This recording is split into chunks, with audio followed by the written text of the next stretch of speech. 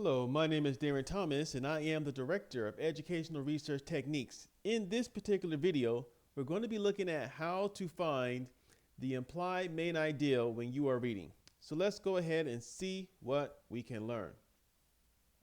Now, we're going to be looking at two basic strategies here, sections. We're going to first define what is the implied main ideal, and then, of course, we're going to give you strategies so that you can find the implied main ideal. So when we're talking about the implied main idea, we are talking about a main idea that is stated indirectly. In other words, the author provides hints of the most important thing they're talking about, which is the main idea, but they don't state it directly. You have to gather information from several sentences, several pieces of hints or clues, if you will, to try to develop it. So it is your job as the reader in this particular situation to develop and to supply a main ideal based off of the evidence that the author provides. Okay, so there are three strategies here. The first one, to make it as simple as possible, you're just going to add the needed information to a sentence that already has the main idea, but it doesn't quite follow all the rules that we've discussed in the past, having the topic, etc. The second strategy involves combining two different sentences. So the main idea was kind of split apart. And if you recall from prior videos, the main idea must be one sentence. And the last strategy involves summarizing all of the supporting details. In other words, the author provides evidence without necessarily providing the point.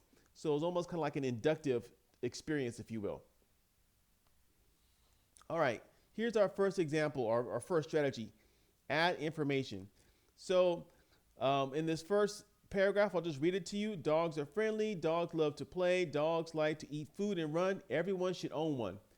Now the challenge here is this word one.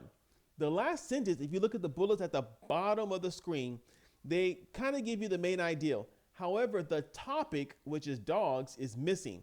That is why it is not quite a main ideal yet. So instead of saying one, when we're trying to provide the main ideal, for example, for a teacher or for our own reading comprehension, we would say everyone should own like a dog, if you will. That would be the way to deal with that. Next one here, we are combining separate sentences. So let's look at this. It is important that people own dogs. It is also important that people love their dogs.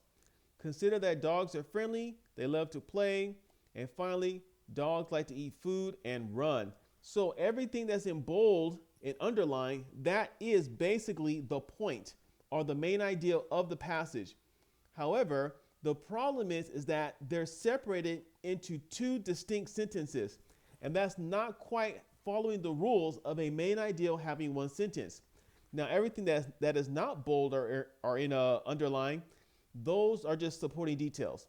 So if you look at the two bullets at the bottom of the screen, if I want to be successful here, I need to combine these first two sentences into one sentence to create a main ideal.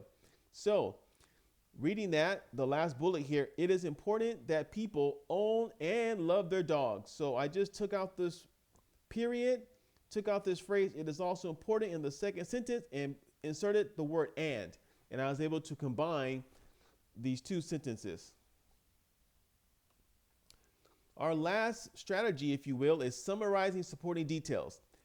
So if you read the paragraph that is our example here, dogs are cute, dogs are funny, dogs love to play, dogs like to eat. Why would anyone not want a dog? And so here, I don't really have a main ideal anywhere. So I have to look at each of these individual four sentences and try to determine a way in which I can summarize them. And that would be my implied main ideal in this particular situation. And so if you look at the bottom of the screen, I have the bullet right there. There are at least four reasons why people should want a dog. Again, if you look at the actual paragraph, there are four examples or four reasons that support this. And that's how you do this. So to wrap this up, in this video, we looked at, okay, the implied main ideal.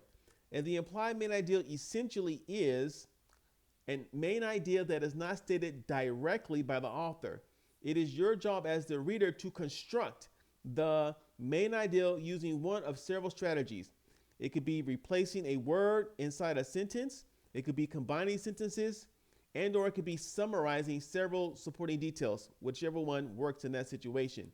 And so you can see that this is a little bit more challenging in that it requires you to rely on your ability to look at information and to try to find ways to manipulate it and or to synthesize it so that you can describe what the author is trying to talk about and explain in that particular passage. And I also need to mention that when you're dealing with main ideals, you have to look at your unit of analysis, whether it's the paragraph, a section, a chapter, or an entire book, if you will. The unit of analysis is going to affect how you see the main ideal. Now, one more point is that normally when you get beyond the paragraph level, you're probably not going to be dealing with implied main ideals, because by the time you read several paragraphs or several chapters, if you will, it'll be very, very clear. They're going to state things explicitly by that point when you get to a higher unit of analysis. So please keep that in mind as you continue to try to develop your skills in reading comprehension. So my name is Darren Thomas. I am the Director of Educational Research Techniques. Thank you again for watching, and you take care.